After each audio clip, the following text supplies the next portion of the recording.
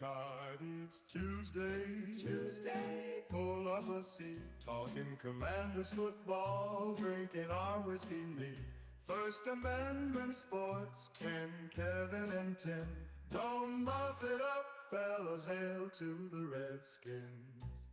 Thank God it's Tuesday. Thank God it's Tuesday. Thank God it's Tuesday here on First Amendment Sports. Welcome to Tuesday night. I mean, first of all, thank you so much, EO. Oh, that's so It good. sounds so great. Thank God it's Tuesday. I'm Ken Meringolo. He's Kevin Ricca. And I feel like it was Sammy Baugh and like his best lineman then, who was probably like $1.90, sitting around on Tuesday, just chilling after a big W, thinking, "Let's play that record again, Sammy." That sounds so good. And so does 15th Jaden Daniels provided Victory Tuesday.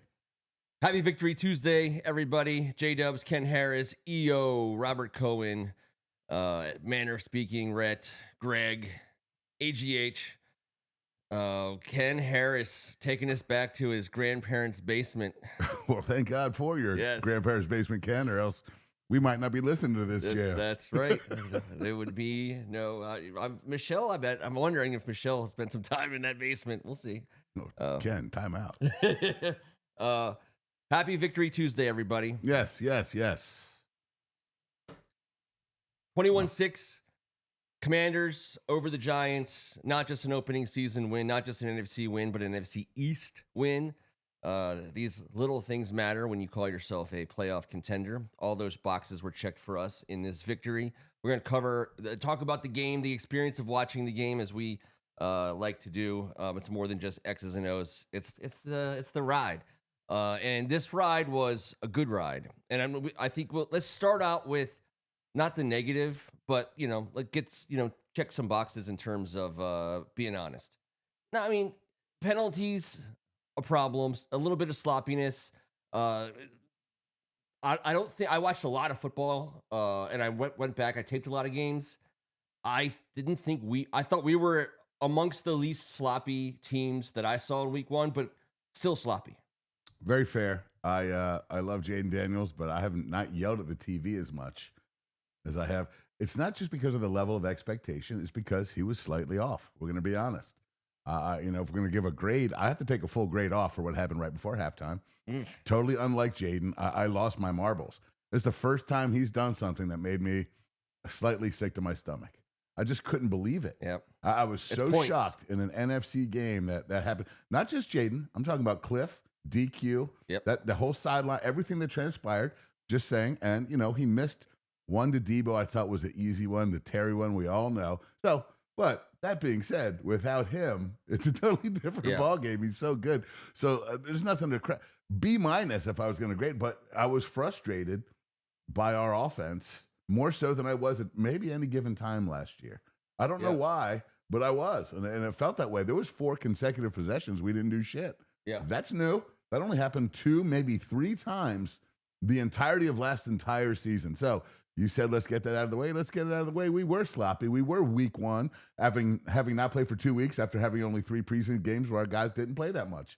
I mean, it is what it is. The whole league felt it, like you said. The whole league felt it. I watched Caleb last night. I watched Bo Nix. I watched Drake May, Michael Big Penix, Energy Jr. Watched a little bit of some of the first-year guys. And last night, perfect example. Everyone knows Caleb Williams is a good quarterback. He's going to be just fine. He's super talented, and he made some throws that reminded you of that. But there were a couple of times when he just threw the ball wrong. I mean, the ball, he just missed open receivers in big moments. I thought the ways in which we were sloppy versus that, and I use that as an example, but that across the league, I still felt really, really good every time he dropped back. He never looked less than 110% confident whenever he had the ball. He just put that you talk about the consecutive drives without scoring, that takes you back. And you talk about, I mean, not to keep harping on Caleb Williams, but you talk about teams like the Bears who scored 3 points on the opening drive and then went the bulk of the game without putting any more points on the board. That sick feeling in your stomach as a fan that we know very, very well that I was relating to last night. I never felt that with our guy. And so, you get dragged into sometimes you can get dragged into an ugly game in December against a team like the Giants, right? And still get that win, and it matters. I thought that it was a dominant performance. I thought we were clearly the better team, no doubt. And let's kick the goodness off with talk about the way our defense showed up, and let's focus real heavily on the heavy dudes up front. It was a sight to behold what they were able to do. Are we talking about the heavy dudes up front on offense or defense? Our defensive heavy dudes. Because both of them deserve a huge shot. I want to get to the offensive line, but I think... Got it. The defensive line, Ken. No, I'm excited to talk about both. Don't get me wrong. Yeah. I just wanted you to guide me in the proper direction, kind of like Bobby Wagner did to those front four, because both starting DNs, all four tackles, both starting DNs and Bobby Wagner, all 7 of those gentlemen, the beef we brought in, all had a tackle for a loss. You know how good that fudging feels? Yeah. All 7 of those guys had a TFL. I thought Dorrance Armstrong was freaking everywhere. Dietrich Wise is a damn dude. Anyone that doesn't think Javon Kinlaw was a gigantic, in many ways more than just stature, pickup for us, him and Deron Payne look pretty decent playing together. And our 2 backups are monsters. Dude, Goldman and Newton come in, and we don't lose shit. Like, nope. That defensive line, Darryl Tapp, second-year head defensive line coach, local-ish guy, Virginia cat, grew up in the 757 Virginia Beach region, a known entity in this area forever. What a hell of a job you did up front. The difference between last year and this year, remarkable. We dominated the shit out of that game. Go ahead, put Jackson Dart back there. I agree with Kevin Burkhardt. He wouldn't have had a MFing chance. No. Russ gave them. I'll tell you right now, I'm going to stop making fun of Danger Russ because he took some damn shots out there on Sunday, and he got the shit kicked out of him. He just kept coming. He kept bailing out and keeping them somehow alive, because without him, we would have had a 7-8 sack day against a rookie quarterback with fumbles and interceptions everywhere. That's why he was there. He's a Hall of Famer. To not do that shit. He was spectacular as he got his ass dominated. You know what I'm saying? Like, I've never seen such a dominant performance by a recent defense. Russ is a Hall of Famer. I don't know if it's first ballot or not. It could be. He's like a tenured professor emeritus. You know what I mean? Like, he travels around, and like, he shouldn't be the starter, but if he's on your team, he has to be, especially if you're the Giants. So if you have Russell Wilson on your team right now and you're not, one of the top 5 teams in the league, like, if Russ is on your team, he's your starter because he can still play and he's a Hall of Famer, and you want that brain computing that brain. That's what we saw. Yeah, and he missed some open guys. He missed a couple deep ones. He didn't have a chance though. He never sat in the clean pocket once. So it's true. I don't know. I mean, I think he had to throw quickly a lot, but I'm just telling you what we did up front, and especially when we rushed 4. Dude. Well, watching him. I was at the game last year, the Pittsburgh game, when we were playing Russell Wilson. Of course, we lost by 1 point. And everything was played like in the margins, there was so little room for errors, and that's what the game was. And we lost by a point. He scooted around and made plays all night that night. Russell Wilson played great, and he was limited. He had learned the lesson that so many guys have learned in the last probably decade or whatever, however long it's been since Eli started, going down. Is that New York Giants quarterbacks are they're facing extinction on an annual basis. There's so many of them. There's so many of them. Throw a bunch out into the wild and see who can survive. They just get crushed and killed. Hey, Russ survived. Yep. No one else on that roster survives that. It was an onslaught of epic proportion. He was so quick getting the ball out of his hand, even if it was an incomplete pass, to avoid sacks, to avoid negative plays. That's why he was there. It was almost like, let's just keep him in there just to make sure we don't look completely rotten horrible. But I don't think even Giants coaching staff, much less the fans, thought that a Commanders defense could come out there and the front 4 could just manhandle the shit out of an NFC East foe in quite the fashion we did. Good. Ken Harris points out the obvious that it needs to be celebrated. Deron Payne had a great game. He was monster game, a huge factor in everything that we did. Listen, we had one job. for the last 5 months. One job only, and it was our mission in life. We wrote it on the wall. We hired skywriters. Stop the run. Like, figure out how to stop the run. Peace out, shitty run defense, because we gave up 2 yards per carry to running backs. 2 yards per carry to running backs, which I believe was tops in the league over the weekend against running backs specific. Now, we were somewhere. There's a lot of shitty run output, a lot of bad football played in week 1. So statistically, we're not. But what I witnessed with my eyes, forget about stats. We hammered their ass when they tried to run the ball against us. It was the most fun I've had. It was like they didn't have a damn chance, and they didn't. Nope. We were swallowing dudes whole. Look at this new revamped defensive line. Now, obviously, you're not worried about Russell Wilson beating you with his legs, even though he can break your heart with his legs. But he's not going to. Those are years and years ago. Yes. Now he's just gently he's trying to survive. He's trying to live to the next play with his legs.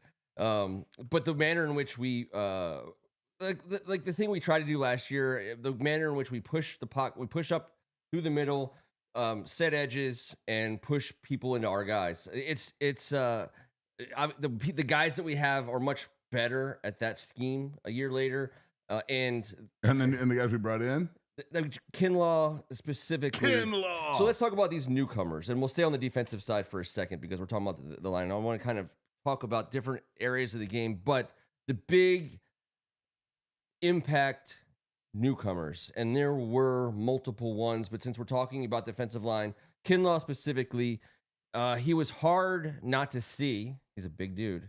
He was hard not to see the impact he made because he took up a lot of space on. Big man shouldn't be that quick. A lot of pixels. He was. The refresh rate was fast enough on the TV to keep up with the dancing bear that he looks like. He is. And I mean, he looks like a create your own player on Madden. He demands double teams, and you don't want to have to double team Javon Kinlaw because at some point you're going to have to double Deron Payne. You're probably going to have to throw a double at Von Miller here and there. Pick your poison.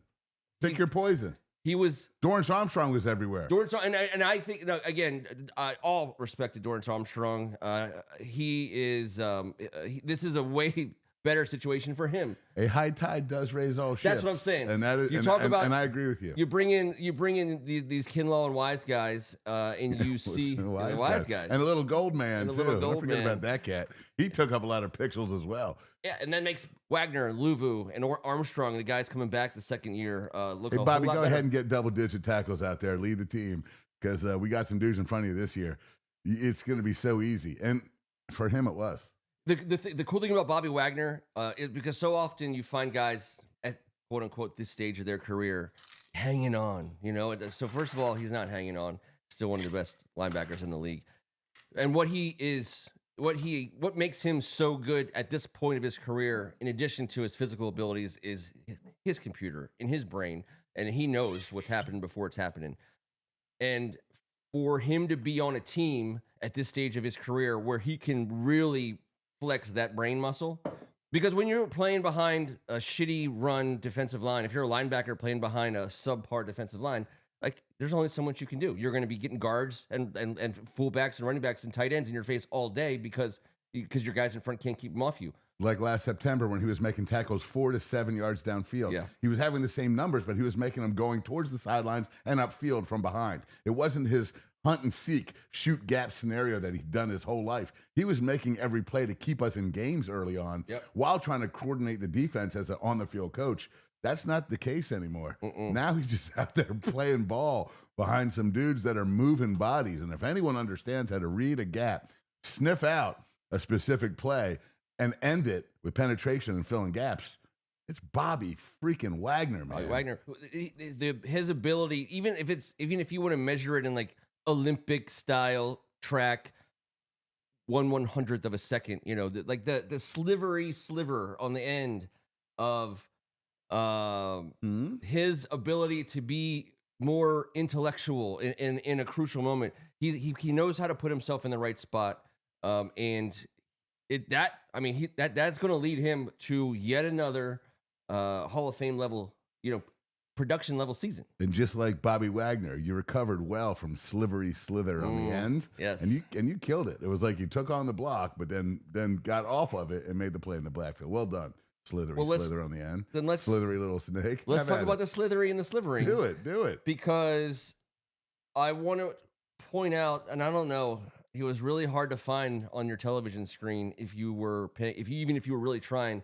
There's a very slight of figure left tackle. Use your words. For us. Use your words, Ken. Big number 78. Oh, I thought I saw him a couple of times. First of all, every time I see him, I feel like he grew. Like I feel like his great aunt, and every time I see him, I want to be like, "Oh my gosh, you're so big. You're getting so big." I know. Hey, that's why I don't do it. Well, you just did it. I hate to remind you, you're in the basement with one other dude. Every week I see him, I'm like, is he growing still? So he's a monster of a man. It boggles my mind when players of his caliber change teams at that position, especially. I mean, you just never see it. I mean, no one wants to get there. No one wants to let a guy with that ability of football playing in him. I don't care about all the other stuff. He's a top starting left tackle in the league. When you talk about from the Bobby Wagner side, when you talk about trying your hardest to keep guards and tight ends and fullbacks off of him in the run game, then you go on the other side and you look at our offensive linemen and what they were able to do for our run game. Obviously, they pass protected well. Not our biggest problem last year, but it's better. But watching our guys move, our dancing bears, pulling. Getting to the next level. We talked about GT counter just watching Coleman and Tunsil. We dreamed about it earlier on. We got to see it. Yeah. We got to witness it. And damn it, didn't Bill? Stuffed once. Bill enjoyed it. Yeah. So, GT counted for 6. But no, I'm not getting there yet. Don't go to Bill. Larry Mee Tunsil, who I said is maybe our second best player on offense now. Listen, I have so many favorites. It's hard for me to. It's the game. He might not have even had this like incredible game, but if you watch how he dominates possession by possession, play by play, how he takes, if he's ever got one guy to down, it's not, that guy doesn't have a chance. It's typically not that. And he's so athletic out in the run game. You saw what he did on Debo's touchdown. We rushed for 100 yards more than 13 NFC teams. We rushed for 100 yards more than 13 other NFC East teams. We rushed for more yards than anyone but Baltimore. So most yards rushed for. 220 to jumpstart it against a damn good defensive line. I know the Giants may not be a football team that are going to compete and contend for playoff position, but they got dudes on that defensive line, that front seven, and that defense that come up and they will smack you in the mouth. They held us to 21. Yep. That should have been a 42 to freaking 7. We left points on the field. Whatever. But I'm just saying, watching the pure domination, as we talked about the high tide, bringing in the left tackle, you can move Coleman into that guard spot and see what that nastiness brings. Well, not only is the 220 the second highest mark and 100 yards more than 13 NFC teams, but good Lord, man, what we've done is the biggest disparity in yards allowed and yards rushed for in the whole league. And all we wanted was that, correct? All we wanted. Stop the run first and be able to run the ball. Well, this week 1, the Washington Commanders had the biggest disparity at 146 yards between the 74 they gave up and the 220 they rushed for than anyone in the damn league. And I don't know about you guys, but that's some beautiful shit. What Brandon Coleman did on Sunday is kind of a big deal because the way he played, I think people, I don't want to overstate it. Because he was like a serviceable starting offensive lineman in the league last year. Like he would have started on most teams at a number of positions. He's a good player. You bring in Laramie Tunsil, and Laramie Tunsil is going to move him inside, or he's just going to move him somewhere else. The way he played at left guard on Sunday, like that was like, I mean, listen, okay, you want my number one overreaction from our win isn't about Jaden. It's not about Debo. It's not about anything. It's about Brandon Coleman. Like that was an all-pro guard. I mean, he flashed in such a crazy way at his like he played that position so well on Sunday. You shouldn't be that big and that agile, and he's a mean cat, and he can scoot and he gets up. I mean, that's an overreaction, and I get it's crazy because only one guy gets that. But that's the level that it was. It was like you didn't say his name for bad stuff, and there was too much other good stuff happening on the plays where he was getting to the linebackers, where he was pulling. He was, I mean, I mean, listen, I don't want to overstate it because there's other guys who will talk about it well. It's hard to make a compelling, like forceful, violent argument that anyone played their position better on Sunday than Brandon Coleman. I mean, he was a badass, and we got to give a shout out to offensive line coach Bobby Johnson. He came to us from the Giants unheralded. He got a ton of shit from the Giants the same way Kinlaw got a ton of shit from the Jets. Guess what, New York? You were wrong on both accounts. Bobby Johnson put together a masterful. All 5 of our O-linemen played every GD play. Well done, Allegretti, and our man Andrew Wiley, who they said had such a great training camp, who didn't get one snap. I read today, between every offensive possession on the sidelines, he goes right up to the rookie Connerly and has a damn conversation.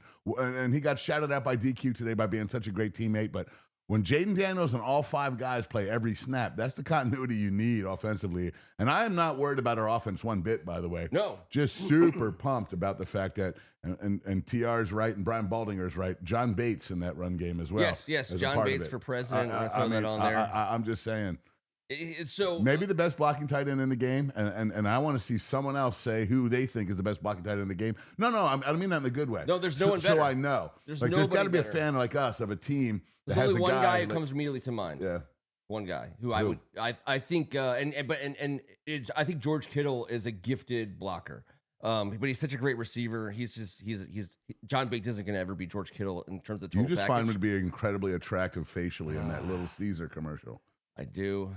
He's I'm a not weird even. looking I'm not. cat, so I'm he's not a going to weird say he's looking not going to dude. be a good blocker because Yeah, he that's obviously kind of is. part of the deal. But it's kind of Bates' thing, and His tape, John Bates, his tape from Sunday was outrageous. Listen, he's on a multi-year contract with us because of this. I think that when you talk about where he stands in the league, Adam Peters thought he was one of the very few individuals worthy of a multi-year deal. And Adam Peters doesn't sign multi-year deals. He doesn't live in the multi-year life. Adam Bates is like, listen, we have $250 million on an annual basis. 3 for you, sir. We're gonna we can put it. We can when put you're a team finished with together. that, we'll give you 3 more because DQ called him the ultimate commander today for about the 5th time. Like, I mean, there's no way a coaching staff loves a player more than they love Bates blocking at the tight end. He performed blocks like Terry McLaurin runs routes. He was like fake. He would run out, but look like he was gonna block this guy. And then swing through, and what's better is the running back knew it. He was moving to the next one. I mean, I believe that was responsible potentially for the touchdown run, but also for big runs. He's next level. He's another guy who gets it. You can see this is why Adam Peters is so great. By the way, this is why the difference in our organization today versus yesterday, and which is like you see John Bates, like again. He played his position so well, and you look at like he's our guy. We drafted him obviously, but like Adam Peters doesn't commit to anybody. But when you see why he committed to a guy like this, there's not like if the whole purpose on defense is stopping the run, and the whole purpose on offense is protecting Jaden, while blocking the run. Like you can't do it without. You can't do it as well as we will do it without a guy like John Bates. I mean, it's just crazy that we have him. I mean, people wanted him. Our best blocking tight ends since John Bates, previous this, were Warren, Didier, Donnie. Doc. Now, this is what we did. Like, I mean, even when we had great tight ends, we didn't have those big, badass blockers. Like, God love you, Cooley. But Rodney Middleton was a big one. I'm just saying, like, Jordan Reed. These guys weren't, our best tight ends were not our best block. This dude, and I do, if you have a young tight end at your house, just tell him to watch that guy. And I did that this weekend because I do. And he's such a taller dude. And DQ talks about him getting leverage and his heavy-handed punch. And you're talking about, he comes up he is so sneaky. He is. He has such a brilliant understanding of the run game and what we're trying to accomplish. And he's so well coached because this is how we are now. We are a well coached organization. Get used to it, boys. Even though it didn't look like it a little bit on offense, like Ken said, the whole league had that problem, and defense always starts out on top. But God damn, do we look good? He was like this. On He's the like this defensive Sun side, Tzu. so much better. And I mean, but watching John Bates block. That's what I'm saying. He's like the Sun Tzu of blockers. You know, You're gonna have to tell me that in the green room. It's like the art of war. It's very, it's like Zen. He blocked mental warfare. He blocked guys without blocking them. Like he literally blocked multiple guys without ever laying a finger on them, which is that's some ninja shit. Yeah, but you watch it. That's what happened. Like he literally put a guy in a position because they thought he was about to block them. Then he moves on to the next level, and that guy's cooked. He's out of the play. It was a sight to behold. Mm-hmm. Those things. He's an artiste. By the way, he is an artiste. An artiste. The fact that that's where we are in week 1, that's a huge deal. All of us. I say, I watch so much football. All of us did. It's week 1 of NFL. We watched so much football. Did you do it with like some emphasis? I did this. Oh shit! I do record the games and I watch them, but it's not like I'm freaking Adam Schefter. I like what I see. What they show me, and I know we all watch it. We all see it all, and we all love it. But like when you see Brandon Coleman's tape, and when you see John Bates' tape, and when you see Javon Kinlaw's tape, and you watch like this. Check Beata, she was mixing it up against Dexter Lawrence all effing day. And let's stay on the offense because Allegretti playing all fucking plays. When you see those guys getting mental wins like John Bates did, like Brandon Coleman did, in week 1. So like we always know that defenses are ahead of offenses in September, and that's just like the natural way of things. And that's not something that people are trying to figure out how to change. It's like a fact of life. It's death taxes, and defenses are better in September. It is. It's called rhythm. You don't hit your rhythm in August. You don't want to. But defense has got some dudes. Defense has got some dudes. In this league, and you don't the best athletes on planet Earth. But when those little things that we saw on Sunday, even though in general there was some general sloppiness, like there was enough there in week 1 to really see like, okay, like this, like we weren't like the Bills and Ravens scoring 1,000 points, but like this is gonna work.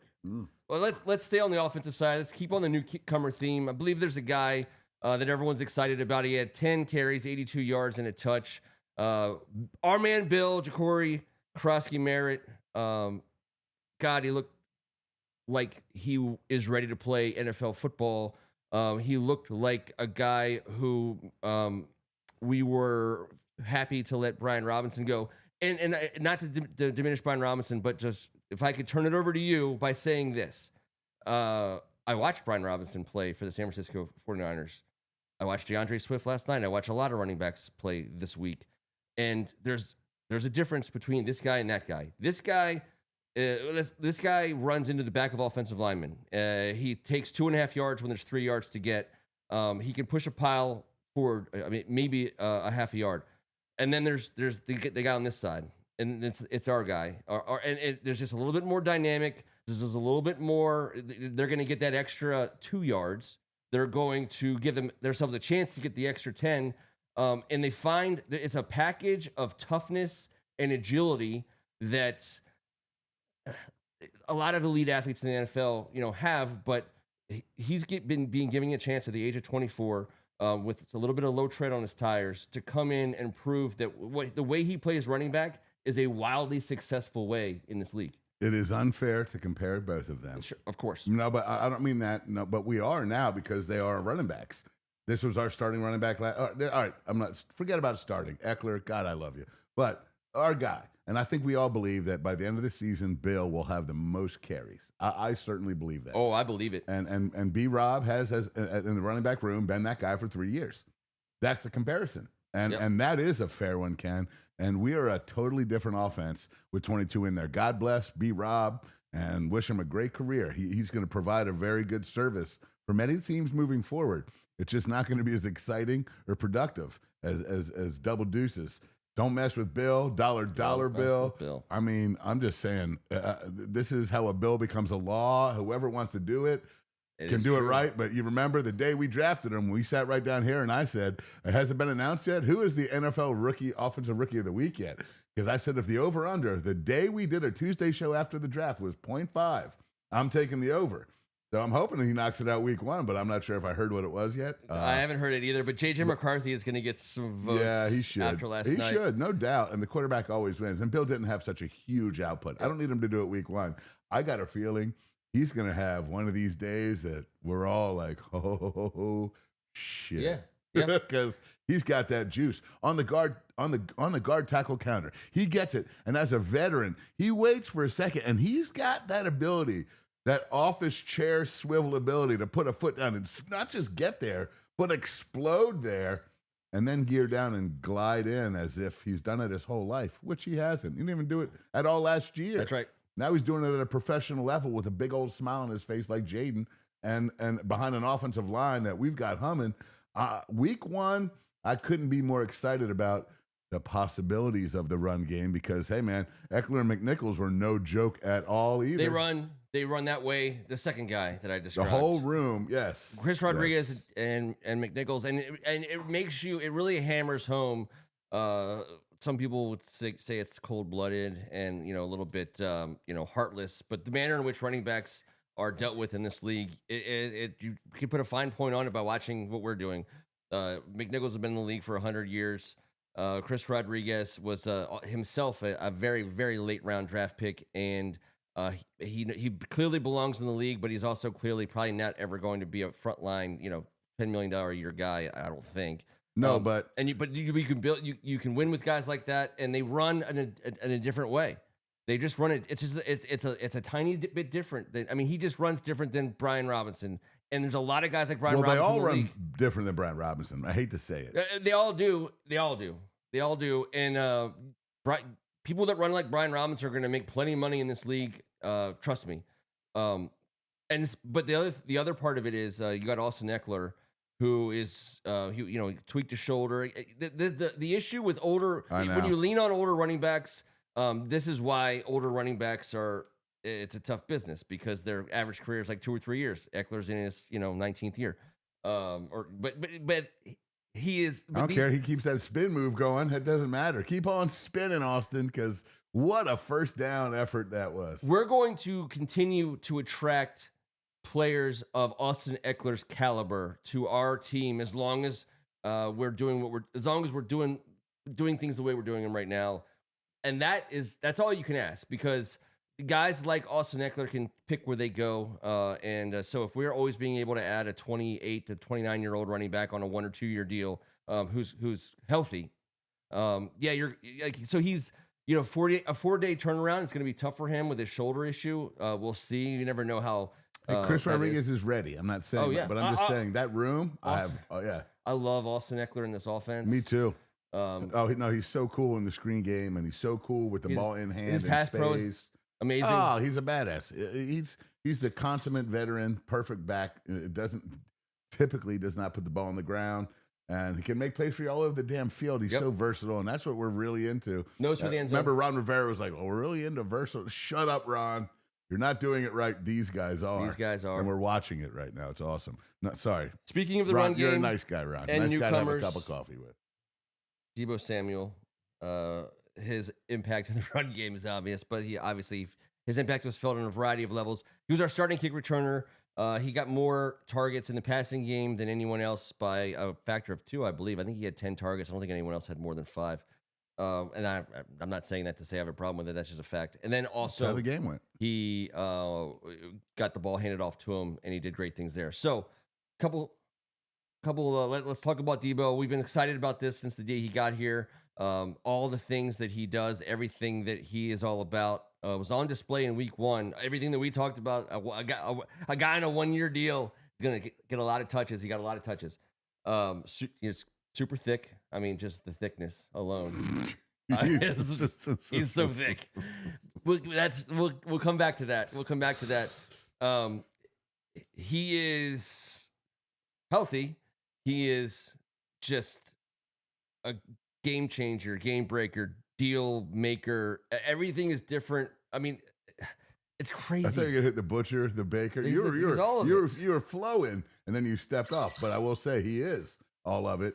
And we knew it was going to be so exciting to watch number 1 with the ball in hand, but the threat of number 1 with the ball in hand, and he's the type of guy, if we all maintain some health, and he does as well, that's a guy that takes you from where we were, top 4 or 5, but right up to the number 1 offense in the NFL. I'm not bullshitting. That type of health, getting Terry McLaurin back in sync with everything, having Jalen Lane get a little seasoning and be able to sprint around. Zach Ertz knocks the cobwebs off after a couple goofy plays to make the nice little touchdown reception. That's the type of guy right there that brings this offense together, that can galvanize us. How do you know if we're running play? Setting up that touchdown run, I'll give Cliff Kingsbury some shit early, and late I'll say this. They set up that little orbit motion, that little reach around orbit motion. They set that run up. Oh, yeah. All goddamn day with different, and they ran something different off of it most times. A couple times it was the same look, but I just love how you commit to something like that early in the game, showing that look, getting everyone eyes on, and then use it as a tool moving forward. Cliff Kingsbury does such a good job calling offense. But when you see it set up like that, and then that little same motion that's gone for a 4 and 5 yard gain and maybe an incomplete pass off play goes for a touchdown. That's the beauty of our offense. Motion, moving people around, having defense not know what's happening. And then next thing you know, we got linemen going all over the goddamn place. And number 1 in motion with what we do pre-snap. Yep. Holy shit, he's made for this offense specifically. That's a hard, by the way, that's a hard run. So the orbit run, because he's changing direction at the point of getting the ball, right? So he's starting with negative whatever inertia. Sorry, don't mean to be all physically whatever on you. So you just negative inertia. Yeah. You have to come back from slightly with the chunkiness and the thickness. He's going this direction, and he's got to turn it in another direction and move. Now you got all of our linemen moving with him. Obviously, Tunsil had a great block. Bates had a great play for that touchdown. But he got hit by defenders, and when you watch it in slow motion, Tunsil and Bill too. Tunsil and Bill. Those were the 3 blocks. Yeah, Tunsil got like this. He was celebrating Tunsil downfield. Tunsil downfield, moving like a big old man shouldn't. From like truck ass, some from bitch. like I mean, there's like Marshawn Lloyd, there's like Jerome Bettis, and I'm not. There's guys who, when at the point of contact, you know that everything's going in their direction. Like they're not going to get pushed back. Are you defining inertia verbally right now? I love it. When Debo got to like the 6 or 7 yard line, and he had the sideline was like the whatever extra defender at that point, and it was surrounded by dudes, and all of a sudden, from the 6 or 7 yard line, he used the laws of physics to take him into the end zone. He wasn't impacted at all by any defensive player physically in any. It's. We talk about it being a big man's game. You talk about the Laramie Tunsils of the world, the Javon Kinlaws, and you say like, okay, well, this is a big man's game. Obviously, you got to have skilled players, you got to have athletes, but this is a big man's game, and not everybody has a guy like Debo Samuel on their team because there's not a lot of people like that. Like he's a big dude, and when he puts it in motion, it's staying in motion, and it's going our direction. DQ talks about tackles and breaking tackles. That's like trying to tackle a damn freaking Preakness winner. You're going to run through Pimlico trying to tackle a horse. What the hell is everyone trying to do? But I love that we got guys like that run through tackles. I mean, even Jaden Daniels runs through tackles. But yeah. That's what he brings. He is the dude. I make a joke about the thickness because it's fun, but like it's a big man's game. Like between like his midsection is ungodly. It's built to get from the 7 yard line to the goal line. Like if you're like I'm God, if you're God and you're like, all right, I need to build a pair of thighs and a waist that can get from the 7 yard line to the goal line, and you're gonna think, yeah, okay, listen, we're gonna get there. Like this is. I was hoping so because this rosary's almost over, sir. I don't know. I don't even know all the prayers, but I'm working my way through them. He is designed to go in the direction that he decides he wants to go in physically. And that he's on our team, and that they're using him. Like again, like he's on a 1 year deal. He's being, and you say, okay, he knew he was going to get handed off to. He's being paid like it. He knew he was going to get the most targets. Being paid like it. He also was our starting kick returner in week 1. Just take us a step back for a second and talk about the kickoff play. We always talk about the kickoff play, and it's a fun play.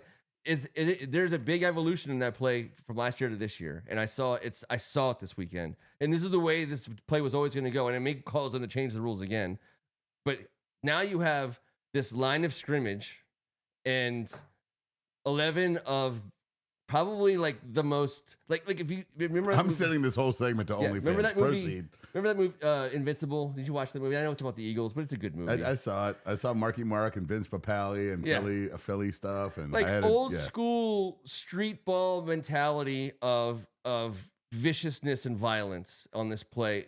Like there's 22. I should say there's at least like 16 of those dudes out there. Like 6'2", 6'3", monster linebackers, monster defensive ends, monster tight ends, like gigantic individuals that are beating, even though they're lined up closer to each other. And so now what's happening is you have teams deciding, okay, we're going to put a gifted, somebody who's going to not fumble, but can run with the ball. We're going to block it out. It's going to be schemed up, and we're going to have them try to hit a hole. And when they hit that hole, there's generally like a 6'4" backup outside linebacker coming like straight horizontally and lighting up these guys. Some of the hits, like they're talking about, it's just like the game of football, which is always amazes me, Kev. They try to legislate these kinds of deals out of the game. And I saw some of the most vicious special teams hits I've ever seen in week 1 because of specifically this. Nick Bellore. These guys are lighting dudes up. Now, it's football, and that's why we love it. And that needs to be there. And this play, I think they've safened this play plenty. But at the end of the day, these are violent dudes. And Deebo Samuel, as our kick returner, again, is a violent dude. I think about guys like Cordero Patterson and some of these big guys who return balls, and you put them in motion and they stay in motion. Like Deebo's one of those guys. Thankfully, he didn't have to take all the kickoffs, and I think it's smart as the game, like play it, like fill the game out. Like there's no need to put him back there receiving kickoffs. No. All game long. And I will say, for a guy that only snapped 5 times, shout out to Luke giving us one big play in the kickoff game. He hit it properly, and he got us. What was it, almost a 40-yard return? That was a huge moment for us with momentum after a long-ass field goal went through, I believe. So nice job, Luke. I want to see get some more snaps. I don't know if he's healthy. I don't know if they're talking about it. But Deebo back there is a special guy. When but I don't mind not using him back there every single time. But if he's more than willing to go back there, this is kind of created for a guy like that. And I know one thing: our special teams are damn nasty. Nasty. They really are. Shit. They really are. Yankoff's nasty. Reeves is nasty. Bellore is nasty. Who's the other dude? Butler. Those 4, I think, played 19 or 20 of the 20 plays. And Tyler Owens was in the mix too. Those are our 5 right there. And there's one more guy. There were 6 dudes that played every freaking goddamn. Igbenigany might have been him, but he didn't snap a ton. These are some badasses, man. And I think the willingness to kick the ball inside the landing zone or whatever they call it, the landing strip. I don't know what these kids are like these days. How many of these are going to happen in one show? Landing strip. Who's counting? Somebody help me. The desire to kick it through the end zone was great over the last 5 years. Like, we don't want to kick off any. We don't want returns anymore. We don't want them. Now this new play, teams want them. And the reason why they want them is because they come in September with 100% healthy dudes, and we're going to send our biggest, baddest dudes out there and do a backyard play. I think over the course of the season, we'll see teams bow out of the kickoff game and start putting it into the end zone or through the end zone more. But in week 1, there was way more returns than ever. I mean, it was a huge jump in returns, and it was because every team was like, we're gonna light some dudes up, and like the willingness to get back into the kickoff return game by the league as a whole is pretty cool. It's really giving a chance to, like you said, there's a lot of guys. Like, there's some coaches who have traditionally believed in putting their best players on special teams. This is a new era of special teams. Oh, yeah. Those days are over. Those days are over. So unless you're a special teamer. Yeah. Nick Bellore. Signed for 2 years. What I'm saying. Signed for 2 years, multi-years, because of his special teamness. It opens up a job for guys like that, and it's an important job. Important. It's incredible to watch Nick Bellore do it from his left guard position on punt. Sitting there in pass pro, kick-stepping 3 times. I taught this in college. I don't know why, but they gave me, that was one of my duties. I had to monitor the weight room where I was terrible at and do punt return stuff, which I was also terrible at. I mean, I played quarterback in college. Anyways, kick-step punch. He does that 3 times to a bad dude submarining in a gap. And then he's the first one down? How, dude? How? How do you make your way through the muck every single time and figure out where the ball is, sniff it out, and make the play? Most times, he just makes the tackle. But if he can square your ass up, you're going backwards. I don't give a damn who you are. Nick Bellore doesn't either. But I will say this to you. I have to leave you by yourself for 20 seconds. If I don't pee right now, I'm not going to make it through the rest of the show. Well, look, what's happening to me? This is what we have. Thank you. We'll go here. No, I'll tell you what. We'll go here. Let's see. If we had a... let's see. Oh, there it is. But we're still here. But we'll be right back. We're still here. I want to talk about TR, my boy, our boy TR. Here you go, little JD5 leadership observation. I did notice that TR. I thought about it on the Zach Ertz one. I did not think about it on the Jalen Lane one, but you're right, he did do that. Jaden Lane is turning into quite the leader out there. And off camera, that's Kevin. What are you doing? What are you, Kevin? Oh my gosh, Kevin! Seriously, you got to. Oh my goodness gracious! Oh, Kevin Ricca! Oh! All right, so there was a time when we did a show once where everyone thought that Kevin had fallen and he couldn't get up, and yet he could get up. Oh my God! Look at this. What happened? Oh my gosh! I look like. That's how you debate. That is how you debate. Hey, all right, listen. I made it. Since we're talking about a pre-show seaside is what is it called? Stateside. Yeah, Stateside. Those are tough. Surfside. But it's made by Stateside. Yeah, it's made by Stateside. All right, fair enough. The Trey Amos era in the defensive secondary. Listen, here's the deal. He played well. I don't want to oversell it. He played good. He played. I'll tell you I only watched a lot of his stuff. I never saw any additional tape of Trey. Never watched any additional tape of Trey. I watched him during the game, and that was my Trey Amos. And what you saw was this: we've got the balls to put him in man coverage against Malik Neighbors, week 1. We've got the stones after what Neighbors did to us last year in man coverage. To put our badass second-round pick against him in man-to-man coverage. I don't know what else needs to be said, Ken. It was a great start for a rookie corner when we haven't necessarily had the greatest of luck in that department. But like forgetting about that for a second, really more than anything else, like we need young talent, and Shane Ristel and Trey Amos are that for this defense. Damn right. And Marshawn Lattimore played a great game at corner. So when you talk about he's healthy, he looks littler, more in shape. He doesn't look as chunky and clunky and grabby. It's single digit. Yeah, and maybe part of it. But the way he's moving is different. He was. He also used that veteran savviness a couple of times. He's not 23 anymore. I get it. Who gets the credit for the comment because it was a big one? Might have been. I want to say. Oh no, it was Ken Harris. Of course, he always says stuff that it makes. Containing Neighbors. That coming into the game, I mean, he's such a special player. And the thing about Malik Neighbors, and I hate to like be an old crusty guy and talk about these 22-year-old whatever. You love being an old crusty guy and talking about these same exact people. I don't Just have at it. Just don't apologize. Get into it. You can get into their head so easy. They're so upstairs in their game. And it's a problem for these young players, and I understand, it's to some degree. I mean, they've been superstars since they were 8 years old. Fine, but you can frustrate guys like that, guys who know how good they are, guys who know what the impact they could have on the game, guys who know they can beat their guy on most plays. Malik Neighbors is that kind of dude. And he had no stamp on this game whatsoever, and that is not just our pass rush, but our coverage against him specifically. Yep. So, and we left guys open. And we have to say the name Joe Witt here. Mm-hmm. When Tom Terrific, who I thought did an absolutely good job calling the game, he's gotten better. Obviously, I'm not going to make fun of him. He was good, and the one thing he was great at we showed how we bracketed Malik Neighbors when we were on the near side, and I believe it was Lattimore, and it was Harris as the opposite safety in 2 deep.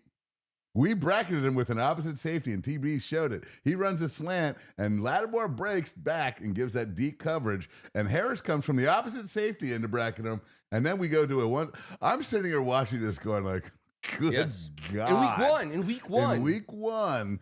That's why you bring veterans in. Like, just keep in mind, Green Bay is going to be the youngest team we play against all season, and we will have the oldest balls that they have to try and tackle all year on the But they don't have a Malik Neighbors on their team. Malik Neighbors is top 5 talent in the league. But they got this golden kid that might have a little something. He's dinged up. And they do have. I love Jaden Jaden Reed is good. And also dinged up. Reed was on the little stupid-ass little thing they put out today. But what I'm talking about right now is the coaching we harped on last week, watching Joe Witt allow a guy that you brought in free agency, but a veteran badass like Will Harris, understanding coverage at such a incredible level, partnering up with a guy who he did play with in New Orleans, correct, in a bracket coverage that they've done before, but Joe Witt sees what they're good at and puts that together on tape out on the field. Yeah, the smart football really, really, really excites me, and Joe Witt is brilliant. I don't want to I feel like when I talked about guys like Brandon Coleman and Deebo Samuel, and I don't want to oversell every single guy on our team. So, but I want to give credit where credit is due. Will Harris had a very good game. He had a great first game as a Redskin. Sure. He certainly didn't cost us anything, and he made some plays. So I was happy. I want to heap my like super high thick praise on. And more thickness on Quan? On Quan. Yeah, because his toilet seat's broken. He's so thick. It's a little shaky, right? All of our everywhere on defense. We didn't talk about Luvu a lot. That's fine. We didn't talk about Von Miller a lot. That's fine. Luvu was just fine. Everyone did their job. Von Miller was just fine. Yeah, everyone did their job. That's okay. And defensively, that resulted in. And by the way, it was a great stat line for our defense. The time of possession ended up being super even, which is fine. I'm not necessarily worried about it. I'd love to have the advantage. I think technically we had like a half a minute or a minute less TOP, whatever. But in terms of the inside numbers, like rushing yards, giving up less than 100 rushing yards, that's hard to do. Period. They ran as many plays as we did. If Russ Wilson didn't run for his damn life, they would have gotten nothing. I mean, obviously, when we ran man coverage on a couple plays and whatever the hell it was, we gave up our 10, 12, and he did that a few times. It didn't kill us in the grand scheme of things, but it did in the stat column. Well, the stat column will even itself out by the end of the year, and we will be damn good at way better, way, way better than we ever dreamed of last year at stopping the run. Red zone defense. We were 2 for 2. They were 0 for 2 in the red zone. We were 3 for 4 as an offense in the red zone. That's a big deal. I mean, no turnovers in this game. A little odd, but I'm more worried about not turning the ball over, which we didn't do. So and I just want to say one thing about that. DQ today, I never watched, but first week I love to watch, and he was so cool today. Yep. And he's always said since this whole regime got here, right? Joe Witt, he brings them in. The number one thing, turnovers. Always. Like you and I are in here talking about stop the run, run the ball. Well, I mean, we love that, and we know that that's fundamentals. Got to turn that ball over. DQ's number one thing is turning the ball over. And today, right before he left, he said, I do believe this week, the turnover thing, we were even, but I do believe it was 8-1. So I went, and, it's the 8-1. In the NFL, anyone who won the turnover game, that takes out anyone that tied.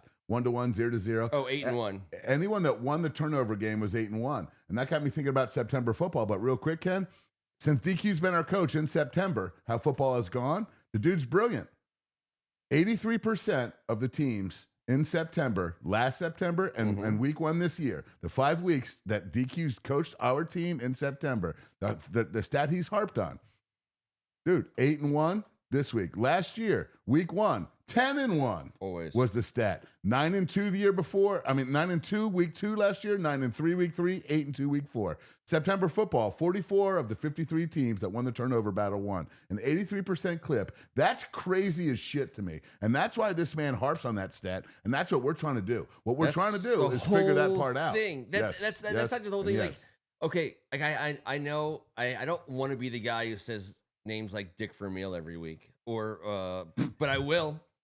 I'll do it. Are we just saying funny names? Marty Like, we just say, Schottenheimer. Oh, I thought it was like Big Game Johnson. I thought it was Johnson. Yeah. Bill Parcells, Joe Gibbs, Dick Vermeil, obviously, Pete Carroll, Bill Belichick. Like the older the coach, the more you hear those words come out of their mouth. That's like the most obvious stat in the NFL that no one ever talks about, because whenever anyone's hiring a coach, everyone does what? They want to know who's the up-and-coming coordinator, who's the hot-to-trot college coach, who's the handsome young Sean McVay. Okay. But who wants... It's all about this weird, like, getting like the next... Like, catching the next lightning bug in a bottle scenario.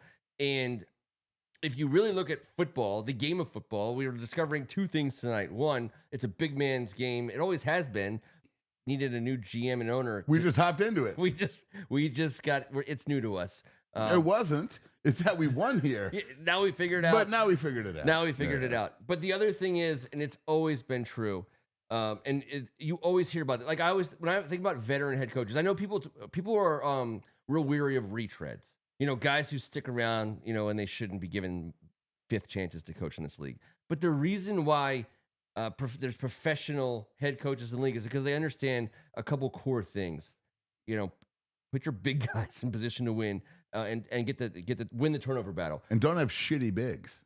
But they always harp on the fact that if you win the turnover battle, you win the game. If you're a team that wins a turnover battle in the season, you go to the playoffs. These are hard and true facts. This isn't like a philosophy. This isn't like Steve Spurrier saying, I think we can leave 4.5 guys back in pass protection and get to the Super Bowl. Like, you can't just have wild and crazy, stupid ideas. This is, if you work for turnovers and you don't, the thing is, you always talk about this.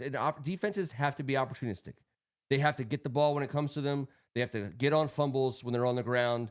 They have to have athletic defensive backs who can catch the ball in contested. You got to be quick enough to get there. Yeah. Getting the ball on defense is hard. But the key is, and I really like what you control what you control, is having an offense that doesn't turn it over. That's how you win the turnover battle. That's why Danger Russ stayed in that game the whole time. Couldn't agree more. That's why. That's the key to winning turnover battle. Specifically, the only reason, right? Yeah, you want to get turnovers. That's why, that's a difference, is a perfect example of a difference in front offices between Ron Rivera and Adam Peters. Ron Rivera went after a guy named Slim Pickens, who we love. Damn it. I hope he's okay. You always have to bring him up. I apologize. We always loved him. But I apologize. We saw him get interceptions and take him to the house in college, and we're like, well, we need that. Yeah, he'll think it up. Let's draft We're going to feed him bone broths. He's just going to get his turnovers. Dumplings. It's like, that's not how it works. And so first and foremost is don't turn the ball over. Don't turn the ball over, and then don't turn the ball over. That's the whole thing. And get Slim Pickens a PB&J. God dang it. Get him some shit. So, what you can get on defense, you'll take. But the key to winning the turnover battle is not turning it over. And we did not turn over. What did you just say? You just blew my mind. That's it. That's the whole you thing. Just wrapped it all up. The key, damn it. And by the way, you're so right. That's the one thing you can do. You've never been more right, and I agree. And you know what? That's all we have for tonight, everybody. Yes. All right. We talked about Brandon Coleman. We talked about Laramie Tunsil. We talked about some of these newcomers. We talked about Trey Amos. We talked about being sloppy, but we talked about being the better team. Well, what we now need to talk about is two things. Two things to talk about here. I'm going to cue up our man, Greg Martin, as we find ourselves in the last 20 minutes of the show. Deuces. We got ourselves a draft to have, or a tournament to have. By the way, shout out to Keenan Hall and all the good men and women at Notre Dame catching us this week. We appreciate you guys hanging out with us. Yeah. We are the official Commanders podcast of Keenan Hall. I'll make sure to get that on a meme. I'll clip that out and send that out to. How about a T-shirt? Then we sell it and make like $40. I'll get the trash bag. You get the T-shirts. I'll meet you in the parking lot. Yeah. We'll start thumbing it on $4.95. There's a lot of 18-wheelers making their way that way these days. All right, so Greg's going to cue us up our 16-team seeded tournament of the week. And here we go. We're going to talk about the Green Bay Packers at the same time. We talked a little bit about them being the youngest team. We talked a little bit about the oldness of our balls. And we also talked about some dinged upness in their non-ball related. In their passing game specifically. Yeah. We talked about Austin Eckler being a little bit dinged. Quick turnaround. Green Bay impressed. Detroit. This is what I talked about all summer. You lose your offensive coordinator, you lose your defensive coordinator, you lose your not Hall of Fame center, but very, very, very good center, maybe Hall of Fame. I don't know. Badass center. These are problems for me. I was real weary of the Detroit Lions coming into the season. I'm a believer in Dan, Coach Dan over there. Campbell is a badass.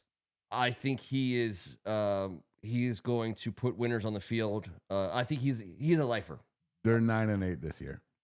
And you know what? That could ultimately be one of his better coaching jobs. I agree. If you look at they just don't have the juice. No.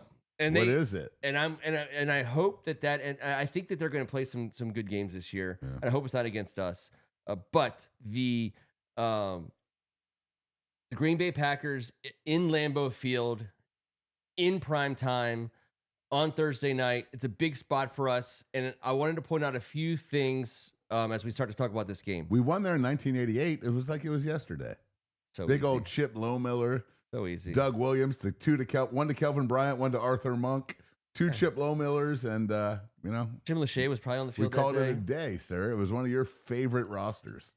Ricky Sanders caught a pass. Gary Clark caught it. No, Ricky Sanders didn't catch one, but Gary Clark did. Yep. Arthur had one. Your man Kelvin Bryant was on the field. 9 catches for like 70-some yards. You gotta let him run. You gotta let him operate. He's like it's like one of the dumbest things about me. Love it. I don't know why I even said it. But look what we got here. I get carried away. I'm gonna go with the Greg Martin thing in a second, but I want to stay on Green Bay for just one more because they're really, really good. They were very impressive on Sunday. If you go back a year to the playoff game that Jordan Love had against, I believe was it the 49ers? No, it was the Eagles. They lost in the first round to the Philadelphia Eagles. I'm talking about 2 years ago when they destroyed. I didn't know you were talking about 2 years ago. I'm sorry. I'm going back a whole year to. We're going back 2 years ago? Yeah, 2 years ago. Anyways, Jordan Love too many. Came on the scene in a major way in the playoffs. He had a good season, and then he won a game that no one thought they should win in the playoffs. Someone's got to tell me who that was against. And he followed that up last year with what I thought was a pretty good year, and a guy who clearly has the chops to be a top half quarterback in the league. They got him some weapons. They play a spirited style of football in Milwaukee, and it's fun. And they get it. You're going to get I think Matt LaFleur he's someone we know, and they do things the right way. I think that if it comes down to our defense versus their offense, or our offense versus their defense, based on what we saw this week, I feel pretty good about our defense, and I think our offense. I mean, I know Michael Parsons is over there, and it worries me. He's great, but I think our guy is an answer for that. Yeah, and the answer is we don't put anyone one-on-one with Micah. We understand that shit implicitly from the DQ perspective. We also have a young assassin, TR referenced earlier. I was going to wait till you got to this portion of the event. John Bates, sir. I'm just telling you. John Bates on Michael Parsons? No, not one-on-one, but in the chip game, in the mess-around game. Listen, Micah is not... John Bates is a little more athletic than your average lineman, and he'll knock the piss out of you. I mean, if you get John, because Josh Connerly's going to need some help. Of course, and he's getting help from the John best Bates. Blocking tight end in the damn history of this season. Yep. So interestingly, Michael Parsons lined up at every position on the defensive line during that game against Detroit, including he lined up as nose guard. I mean, I hope he does. He was right over center. Good. We ain't got to see him twice. We're going to see him once, and we're going to see him this week. That's the best part. We don't. Everyone was worried about. Now we have to see him week 2. Yeah, but we don't have to see him in 2 other weeks of the season, and that's a big deal. And for somebody who you would call the preeminent pass rushing specialist in the league. I mean, he's not just a pass rushing specialist, but he's not a run stopper. He's a pass rusher at heart. I think he's the best non-quarterback in the league. He's best non-quarterback. How could he not be? Our guy knows him better than any other coach in the league. Therefore, our guy knows at least how to try and put something up against him. He's going to make some plays, fine, but also we'll Game's see. The game. Let's see what happens here, because I got some good thoughts about how we're going to knock the living shit out of him when he comes in there. He's going to come in on pass rushing special times, but that's fair. Yep. We'll scheme that up too. We got 3 score predictions thus far. We're averaging a good guys win in the neighborhood of 30 to 20-ish based on the scores I'm seeing at the moment from Greg Martin, Ken Harris, and Robert Cohen in the 757 WX. Is Robert Cohen in the 757? Well, why else would he just represent 757? For some reason, I thought he was out west. Maybe I'm just thinking weird things. Maybe he had a fun vacation there. Maybe he was out camping with EO and at Joshua Tree, and we just don't even know. All right, so we have. You got to predict your score. I'm gonna go ahead and say mine real quick. I want to get it over with. All right. What do you got? 27-23. 27-23. We might have to come from behind on a final drive and see old number 5 come alive on Thursday Night Football. The last 2 nights of NFL football have been beyond weird, and you like each one individually is such an outlier. Like Buffalo coming back to beat Baltimore at the end of the fourth quarter, and the Bears blowing that lead last night, and the 2 straight primetime fourth quarter comebacks. I'm very concerned about being in a primetime game and having to be in that same situation, but I'm very excited that if that's the way that it works out, and Jaden's coming down the field at the end. So this wasn't a win like most of our wins last year. This wasn't a win won at the buzzer. It wasn't a field goal at the buzzer. It wasn't a pass at the buzzer or a final drive. So to me, that goes as a win for me. That's a win for me for the season. I want as many wins that don't require winning it at the end this year, because people's biggest knock on us coming into the season is, well, you're not going to win all those last second wins. And who does win those last second wins besides us? We also lost at the last second. Jaden Daniels, dumbasses. People recall we lost at the last second. Yeah, the best coach teams win at the end. Heartbreaking fashion. We're one of those teams with one of those quarterbacks, so we are going to win at the end. But also, we are going to win at the end. I hope we don't have as many. I hope we don't have as many. I don't, and I certainly but we also don't had some damn stomp outs too, Ken. We had like 4 or 5 stomp outs. I also distinguish last play wins between driving for a game-winning field goal and Hail Mary. Like those are 2 different kinds of last-second wins. So I don't want to have to win on Hail Marys ever. But but if you're driving for a field goal to win it at the end, like that's like the way NFL, the good, like you said, that's the way the best NFL teams win on a regular basis. You got to have that, and you got to have those games. You got to have those in your arsenal heading into. So my prediction about this week is a Matt Gay at the buzzer win. It's an offensive drive that puts us in position to win at the end, 30-28. Otway Gay, 30-28. Otway Gay. Yeah, we had an Otway Gay out there. Well, that's exactly how we win, if that's what you're saying. It's Otway Gay. From Ot to Way to Gay. Where's Greg at? Here he is. Okay. Greg says 16 seed comedic actors of the 90s tournament with 2 bonus questions at the end. This is a 90s only conversation. I got a lot of I'm a 90s kind of guy. I know Kevin's a 90s kind of guy. We're going to start there. Now, here is the first round. All right, so here's what we're going to do. We're going to start at the top. We got Adam Sandler, the 1 seed, versus Seth Green, the 16 seed. And I got to tell you, this is upset potential. Then I will walk out of the building and I will never come back. It's Adam Sandler all day. Seth Green. I will swear to God, I will fart I directly. love Seth Green, but he's not winning this. He's not winning this. I love Seth Green. It's Adam Sandler. I do love Seth Green. Adam Sandler's my hero. He's somebody. I want to be a rock star because of Adam Sandler, not because of Van Halen. You're going to have much more time to talk about Adam Sandler, but less to talk about Seth Green. Seth. Well, I'm not going to do it because you say you don't want to hear it, but I do. Oh, God.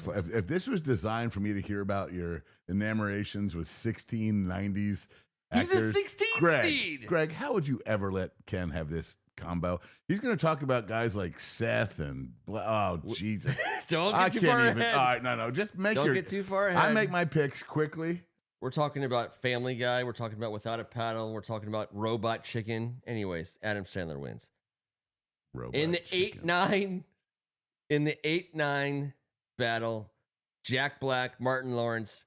Now, I got to tell you, I do love Jack Black, but I don't. When I think about the 90s, I don't think Jack Black. When I think about the 90s, Martin Lawrence. I don't love Jack Black at any level. I don't. I think a lot of stuff he's done. I mean, he's fine. I don't dislike him, but I love Tenacious D. He does not make my facial expression change ever. Besides, like, man, he's gotten fat. Okay. I appreciate Jack Black, and I love him. But at 90s wise, we were told to focus on the 90s, and I'm thinking we're having fun. Martin, the show Martin. Of course, it's Martin. Damn, Gina. You damn right. Gina. I mean, damn Gina. I love Bad Boys. His character in Bad Boys was amazing. I'm not even a Will Smith guy, but Martin Lawrence made that movie. Well, I would hope not. You're like, it's hard to be like, I'm a Will Smith guy. No. What the fuck? Not a Will Smith guy. But I will say that Martin Lawrence and also his stand-up in the 90s. I mean, we're talking about comedic actors. I know he won, right? We're going to keep talking about him. What's that? He won. We both Martins. But I'm just saying. We have to keep talking about him. Sandler. Let's get through the first round before we start going in depth. 16. Well, but we're saying goodbye to Jack Black. Adios, Mike Myers Jack Black. versus Tim Allen. Like, listen, Tim Allen, he's a 13 seed. 13 seeds. Yeah. That's like basically no, 13 seeds sometimes have, but not tool time. It's an Ivy League conference winner. Honestly, maybe another guy that he's never made me laugh out loud. Maybe not once. The Horizon West tournament people winner. Have different humors, and I'm sure people hate me for saying that, but that guy never made me chuckle. Home Improvement was okay. But Mike Myers is the man. I like the wife in Home Improvement. Let's talk about Mike. We'll get on to Mike Myers. Mike Myers deserves to advance. The 90s were his for so decade. many reasons. Yeah, so many. All right, David Spade and Chris Tucker. Again, I had no problems with Chris Tucker, but I'm David Spade. Yeah, I'm gonna go Spade. Let's move on. I mean, Tucker tapped out. Spade was a part of a bunch of stuff. All right, so here's the rest of the first round. Is Hartman versus Rowan Atkinson. Okay, so listen, this is a great 7-10 game. Phil Hartman is the winner here. I think agreed, 1,000%. Mr. Phil. Bean never made me laugh. Like these first rounders that never made me laugh are so easy to just erase. Plus, I love Phil Hartman. I love Phil Hartman. Not just on Saturday Night Live, but Troy McClure. His voices on The Simpsons were the absolute greatest. And also, he was always in 90s movies, and his character was always hilarious. He was just randomly in and not like great movies. No movies that won an Academy Award were like throwing Phil Hartman in. But then when you looked at all of a sudden he's in, wasn't he in Airheads? He makes me laugh a lot. Every time. He was in Airheads. He is funny as shit. Everything he does is funny. Oh, well. Out of respect, I will, and I know this is where you and I will differ. It doesn't change the outcome of this game. It doesn't even make it a close game. But I came home for church on most Sundays, and Mr. Bean was on whatever channel it was, 45 or 50, whatever it was. I watched him every week. I laughed. I love Mr. Bean. We changed the shit out of it after watching for 10 minutes as a family with jaws dropped, wondering what the living F was happening. I'm just being honest. Ren and Stimpy and my son, you know what was weird? So we don't have to talk about this a lot, but Ren and Stimpy, Mr. Bean, and Mystery Science Theater, that was like the Sunday morning programming when there wasn't NFL on after church. Because we'd come home from church, we'd turn the TV on to watch those shows. My dad would make scrambled and eggs and that whatever. I lived in the country. Like we didn't have a lot of stuff going on. We had scrambled and eggs, and I watched Ren and Stimpy. Well, I have no problem with the scrambled and eggs. Yeah. It's the rest of it that Understood. makes me want to. Understood. Anytime when the NFL was on, obviously that stuff wasn't on the television. Yeah. But anyway, it's an easy decision. All right, we got Hartman is the winner, and then what's Ben the next? Stiller and Damon Wayans. This is the best matchup of the day because this is the one where the low seed I think has the greatest chance of winning, even though I didn't even see the matchup. Here we go. Ben Stiller and Damon Wayans. I'm going to say Ben Stiller in this matchup because to me, he was just like crazy influential. Like his comedic acting characters were next level. Even though some of them were in the early 2000s. I just wish. But Zoolander to me is like one of my all-timers. I like Zoolander, but like he always plays the. I just never liked the character he played, so I don't give two shits about Ben Stiller. In fact, I don't really like him. I understood, and he had that style. But I don't dislike him because I know he's talented. But like, it was always a little dark, a little twisted, a little like. No, like there's always something about him. How about you just shut the fuck? That's how it was. I feel like that way a lot. Yeah, obviously. I wish you would not talk much more, sir. Not you. About Ben, yeah. Well, no, not about Ben. No, and not talking to you. I'm saying Ben Stiller himself. Yeah. And all the characters he played. That's all. He always plays a guy that I want to like. I love Damon Wayans so much. I love Homie the Clown. Well, I'm voting for him because of two things: Major Payne and Homie the Clown. Homie the Clown and Major Payne. And whatchamacallit from Jesus. And he was like, come on, you just did this thing earlier. Men on Film. You're talking about yes. Twan and yes. So he's so much. Twan. If there's ever been an answer I could give that was clear, Damon Wayans is so much fucking funnier than Ben Stiller times 1,000 in my world. But I understand how other people would feel the opposite. I will give you this one. So I'm a vote for. I'll vote for Ben Stiller over Damon Wayans. I love him. I will fight for him. However, I love Damon Wayans as well, and you've taken the day for Damon Wayans, and that's fine. And the whole Wayans family. And the whole Wayans. Well, there's some Wayans. That's fair. There's some coattail Wayans. That's fair. Keenan Ivory. Oh, that's fair. Damon Wayans is my guy. Yeah, and I love Keenan Ivory, and also the sister. Keenan Ivory gave everyone. Keisha Knight. Yeah. But like Marlon and Sean and some of those guys, I was like, you know what? They just, even though they were a part of some really cool stuff, not as good as I knew we were Keenan missing Ivory. one, but the next one, I think we did right. Dana Carvey and Will Ferrell, 6 vs. 11. I'm a Will Ferrell guy. It's not even close. And I love Dana Carvey, but this is another upset. That's not even okay. In my world, that's like church lady versus a guy that's 1,000 funny things at once. Oh, we went to so Greg forgot the 215. Will Smith was in it, and he is loser. Well, good, beat it, Smith. Yeah, so you're out. Chris Farley. Chris Farley's 100% in. He's a 2 seed. All right, set us up for the next. For the next round. I think I know what it is, but I know the 8 winners there. The quarterfinals. We'll get to the quarterfinals. I said 30-28. You said 27-23. Yes. We have 2 wins predicted for Green Bay. While we're waiting for... And they look good, man, but I just think we're about to unleash our offense and allow our defense to continue. Speaking of unleashing, and I all right, we'll say this quick and keep your hands above the table where everyone can see them. Fair enough. I have to tip my hat. To the last time it's a Daniel Jones. Cool hat. Daniel Jones was a badass. Loved watching him play for the Colts. I've always loved him, but I hated him because he was a giant. I just hate, and it's just so soul crushing to watch good players play quarterback for the Giants in recent years, which is why I'm already like dreading the Jackson Dart era because I love Jackson Dart and I'm worried like that they're gonna murder him. You love Jackson Dart? I just loved him. I loved he was a longtime college player. Yes. One thing. I love the way he plays. I love the way he played. I love the way he led. I like the response that his teammates have for him. I like those are the things I key on. I love when I see a reaction between players on the field. What was your previous statement? Because I forgot my short that I love Daniel Jones. Because I wanted to say this. I wanted to raise my hand and say this. I would like him to be Jaden Daniels, like 4 to 5 year backup in the twilight, like in Jackson Dart, like a year or two. No. Daniel Jones. Jones.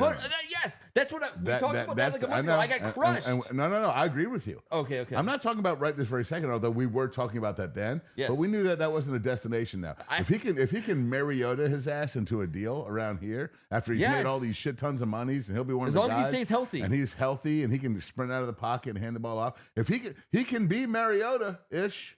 it may be better. Unfortunately for us, since 91, no one's led 7 consecutive drives with no drives that didn't result in points. Not since 1991. That takes out Tom Terrific. That takes out Peyton Manning. Those guys didn't do that shit. Daniel Jones did it. Mm-hmm. Wow. Come on. Don't you want to be our fancy-ass backup for like 4 years? We will love you for that role, Daniel Jones. Unfortunately for our hopes in that regard, he played out of his mind. And if you think Dana Carvey's funnier than Will Ferrell, than Greg Martin, that totally changes. I thought I knew who Greg Martin was. We thought we knew you.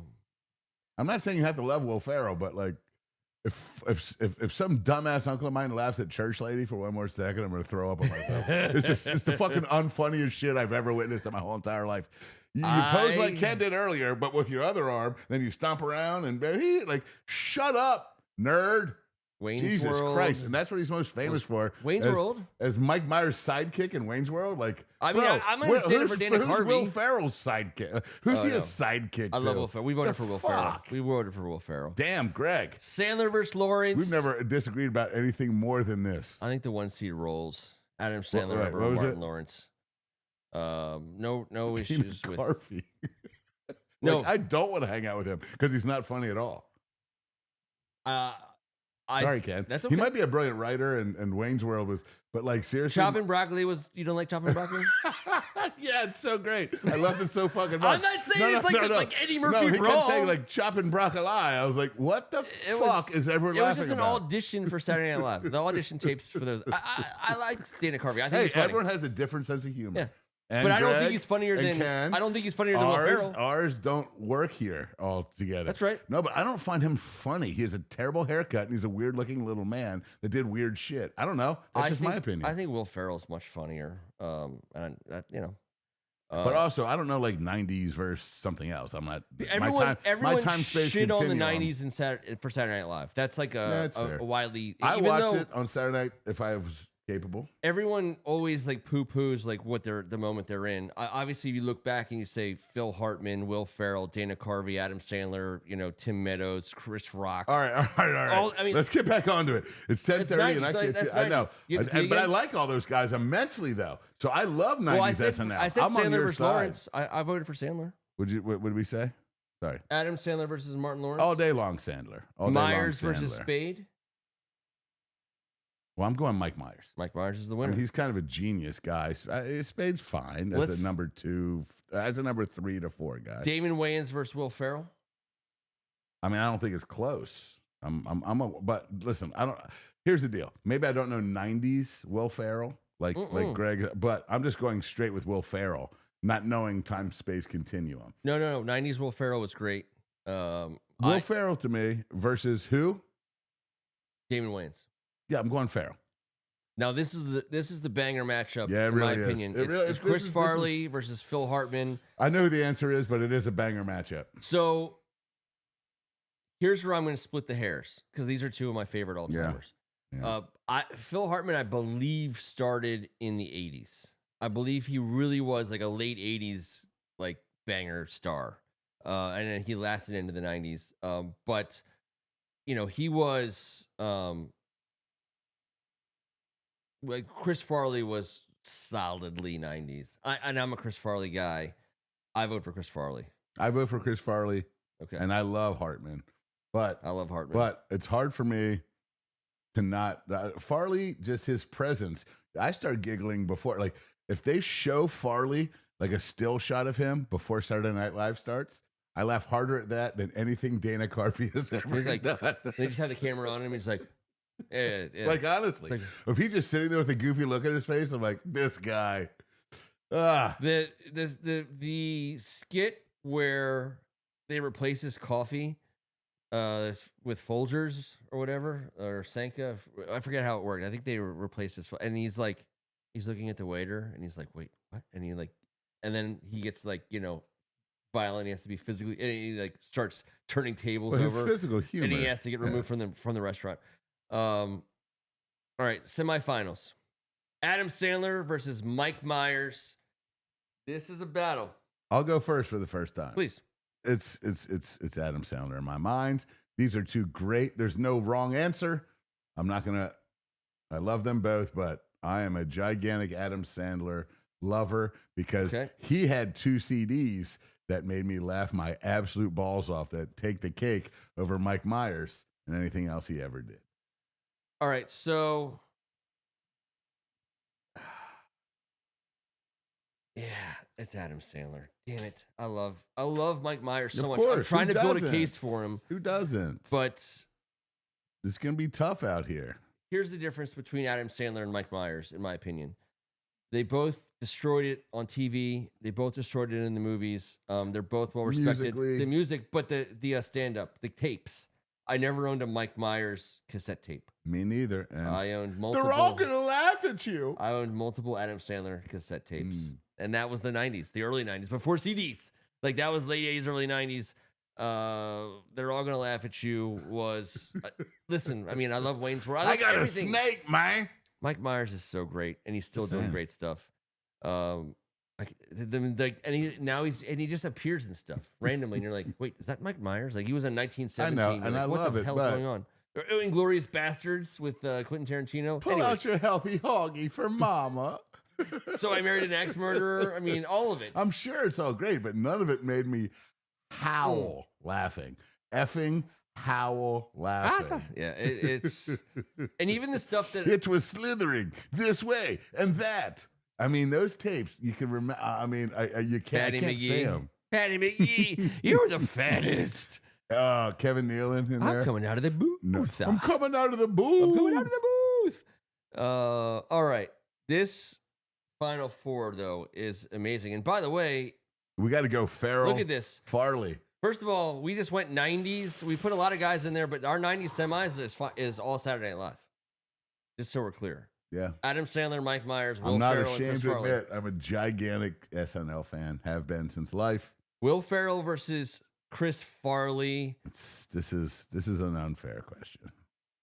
I'm putting my vote on Chris Farley. Damn you. I thought I Tommy cannot Boy imagine that I would do this, but in the 90s. It's Chris Farley. It's fucking Chris Farley. Yeah. With Will Ferrell, obviously, but we're talking 90s. Yeah. I'm just gonna say they're both A+, and I have to flip a coin, but really, like I said, like the picture of Will Ferrell is like, all right, here comes something cool. But if you just see Farley, you're like, facially, one expression, it's over with. Farley is my answer as well. When Will Ferrell did the Saturday Night Live skit where he wore the American flag thong, and he comes into the business meeting, and everyone's at the table and they're trying to contain themselves. I mean, that's the Farley. Farley and Ferrell were similar in that regard. Their mere presence caused everyone to laugh. They make everyone break. They make everyone by break. not even doing anything. They just by an being extra themselves. Look. But Farley was on that different effing level when he was doing it. Oh my God, it was so aggressively great. All right, that means Adam Sandler versus Chris Farley, which is fantastic because those guys are best friends, and we have the great song by Sandler about Chris Farley. Yep. Sandler, even in the 90s, was more prolific than Farley. Obviously, they were contemporaries on Saturday Night Live, and Farley was 90s only. Sandler's obviously been alive and kicking and doing things ever since. So, but throwing that out, and let's just like throw some. So we have Tommy Boy versus Happy Gilmore. I would vote, and I've always been. Oh, a Happy that's not Gilmore the question. Guy. Don't you do it's that? Not the question. Not the you question. talk yourself through it. I'm talking to myself. Good. Not you. I'm not talking you through. Good. I'm trying to think of like the greatest movie of the 90s by each guy. I know everyone says Billy Madison. For me, it was Happy Gilmore. Obviously, versus Tommy Boy, I think was Farley's greatest movie in the 90s. And then it's like the best. I think I hate when the one seed wins it all. I think I have to vote for Adam Sandler here. It's Adam Sandler for me. I've answered this question since my senior year of my freshman year of college. Name 4 people you'd like to have dinner with. And Farley would be hysterical, but I know a lot of guys like Farley I've had dinner with. Adam Sandler would be someone that would be like just remarkably amazing. And in my opinion, we did the right thing. And by the way, we could have picked the guy that he wrote the song for or the guy that wrote the song. Neither would have been a bad choice. Because obviously Farley was something special if people are writing songs about him and they're such brothers. But Adam Sandler has that. He's got that heart and soul. He's that guy. And he didn't live that life to be that funny. No. He didn't need to go and he showed up to the Oscars last year in basketball shorts and a tank top. He didn't never need to step over the bounds. He was just himself. He didn't need any help from the guy in the corner. And I appreciate the shit out of that in humor. Yep. And the longevity of it. But throughout the 90s, he was so talented musically, and he was so kind of shy. You remember him? Yep. Like, he was kind of like... So that's our guy. We made it. We made our choice. Here we go. We got two boners questions. Sorry. Nobody's gotten more, in my opinion, leniency. Like sequels are terrible. Money grabs are terrible. Like the 20 years later, the reunion tour type stuff. Happy Gilmore 2 was not a great movie. It had awesome parts in it. I enjoyed it. Just like Happy Gilmore 1 was no Oscar-worthy film. No, but... Oh, but what? It was the first. Yeah, they taught us how to do it. He did the same thing. It's the same playbook. That's why. It's Joe Gibbs. That's why sequels are so tough. And then when Joe Gibbs came back. That's why And when he came back, he went to the playoffs, but he didn't get to the Super Bowl. There's a bunch But it was the same playbook. bunch of guys in the room with a bunch of money, and they say, here's the formula. We're going to do... Someone's going to die. Yeah. We're going to do this. Right. We're going to do that. Like, Exactly. You work here all the way through. It's all formula. Chubbs Peterson is always part of the formula. But the first time they do it, in this case especially, it was better. Chubbs equals TC squared. But he gets like I want those guys to get like handout checks. I mean, Chris Farley's brother was in Happy Gilmore 2. He got paid. Obviously, you got your Rob Schneiders. You got all the Happy Madison clan that have been doing movies forever. Like your grandma's boy cast. All those guys. Everyone gets. Oh, yeah. Adam Sandler takes care of all these people. So I love him, and we're happy about it. Like I'll watch a subpar movie to support that every day. I love the fact that Adam Sandler has been a huge part of both of our lives growing up culturally, more so than anybody else. Whoever you thought was the worst of the 16 versus Pauly Shore, I'm just going to ask you, who did you think was the worst of the 16? Oh, shit. I mean, you had some contenders. All right. I Seth Green? Let me just say this, Greg and Ken. Yep. My adoration of Dana Carvey over Pauly Shore is like... It's relentless. What about Seth Green over Pauly Shore? Not even. Oh, Seth Green over Pauly Shore, no doubt. Okay. Pauly Shore means nothing to me at any level, and I can't I have no what. I don't understand. I mean, that was so the way people get famous now is not the way people got famous in the 90s. But Pauly Shore kind of got famous that way as in the a 90s. cocaine dealer. Personality, like hot dog wrangler. I don't know how else to word it. No Twitter, no Instagram, no social media, but somehow Pauly Shore became kind of famous for being famous in a weird way. How do you think that possibly happened? I have no clue. Oh, okay, I have a clue. Well, sure. He had pictures of some people. I think some hot dog dealing. I think he was. I'm just saying. I think he was taking pictures of them ballparks. Yep. Just saying. He vanished. Who cares what people do? But I'm just telling you, he obviously did stuff that other people didn't want him to be doing. Okay, worst of the 16 over Pauly Shore all day. I've never been a Pauly Shore guy, and I'll go so far as to say this, Kev.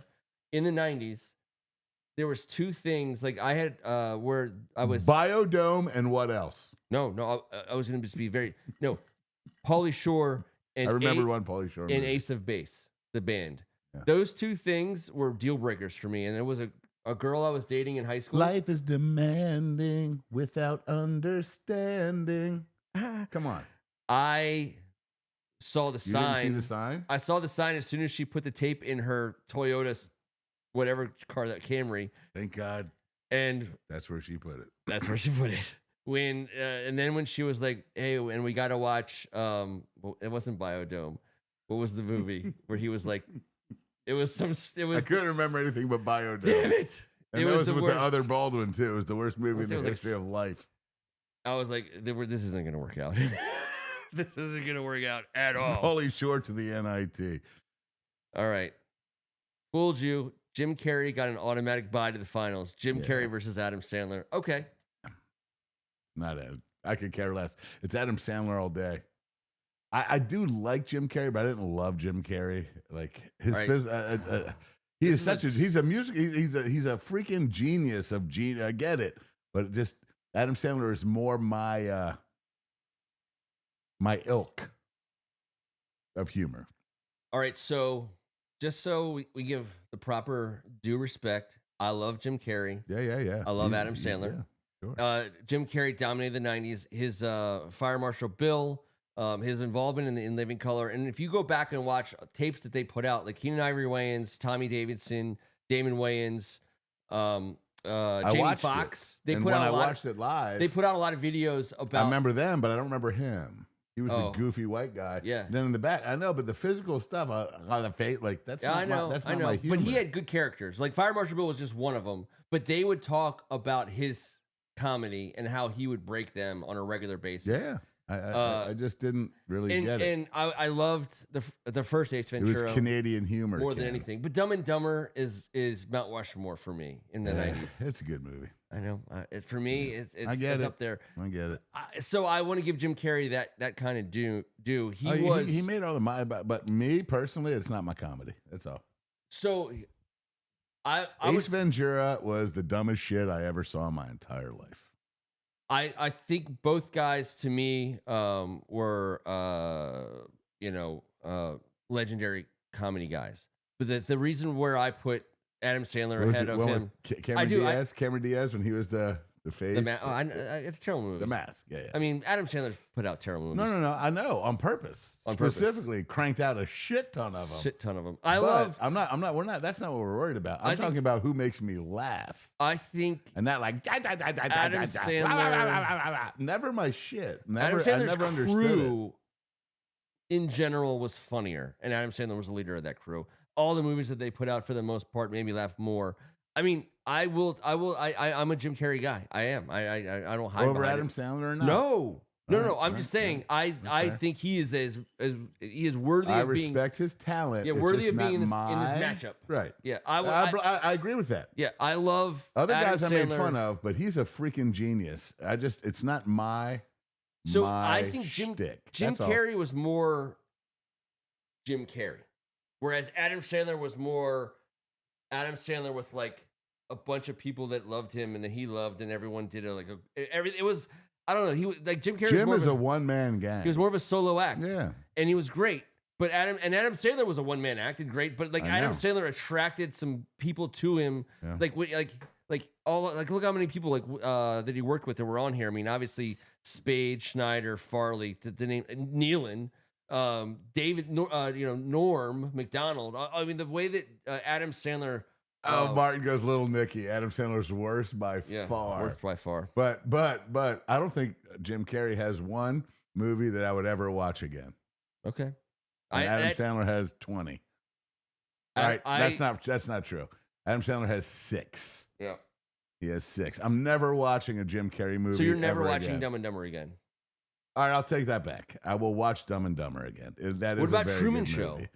Could care less. Okay. About Truman Show. I love a Truman Show. Jim Carrey, he's not my humor. That's it. Do I think he's great? Sure. Do I think he's entertaining as hell? Absolutely.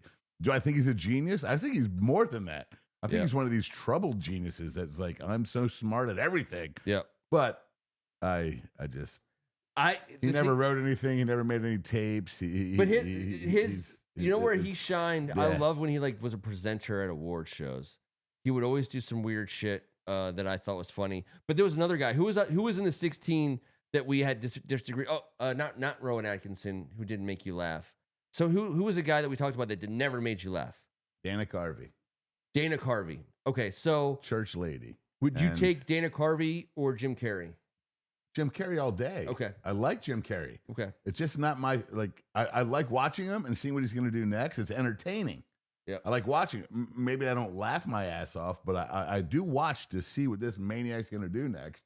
Yeah. I did when he spread the cheeks. I was like, well done. Came out of the rhino. But I'm a sucker for stuff like that. But what I'm saying is he did all that and he just go into his thingy. Entertaining as hell.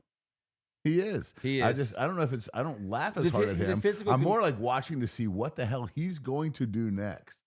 I enjoy that type of entertainment. And it can be awkward humor. And he goes into that realm. And that's fine. But that's not for everybody. No, but I'm just saying, I like him. I just don't love him because I don't know. If he did like a stand up, I'd be like, I've seen him do back in the day, and I'm so confused. He did stand up, but I was never a fan of his stand up. It's not his. He was a good character sketch comedy guy. Exactly. And he's a guy that you can wrap a bow tie around him and make as much money as your movie needs because you got him there doing all the lot. That shit's entertaining. Did you like Man on the Moon? The Andy Kaufman movie? Okay. I'm trying to think. Kaufman is a weirdo. So he was. Total weirdo. It's hard for me to be like, I love this. A movie I'm sure he did a great rendition. I think he's a genius that probably did a great rendition of Andy Kaufman. I think he's mentally genius. Yeah. And because Adam Sandler is a stand-up. He's a professional comedian. He can play his guitar. He writes, and he's a great writer. So I think it's easy tapes to make all the case for him. I never had a Jim Carrey cassette tape. How about that? In high school, those 2 tapes were the greatest things that ever happened. That everyone loved it. Everyone laughed at those things took us by storm. You had to cop those on the freaking free market. You couldn't even go to Sam Goody and get them. They were sold out. And people were taping them and selling them at school. Man, everyone knew that shit. Like, I don't remember anyone ever having that level of comedy besides Eddie Murphy. Delirious and Raw. Those were the most. Chris Rock had a bigger. But the most quoted shit in the history of my entire life: Eddie Murphy, Delirious, Eddie Murphy, Raw, and Adam Sandler's. They're all gonna laugh at me, and for me, Adam Sandler was what that tape was. Those tapes with Kevin Nealon, Phil Hartman, dude. They had everyone. You name a comic, you name somebody that had anything to do with anything. They had a great role in those tapes, and those tapes are the reason why. They're the funniest things I've ever loved. There's no contest anymore. Punch Drunk Love, Uncut Gems, Funny People, solid Sandler films. I agree. I like Funny People more than the other 2. I love that these guys are still out there doing it. These are Hall of Famers, obviously, and when they come, I wish you come over here and let me play with your cock and balls. Like, what the? We were like, what? Who? Play your cock and balls.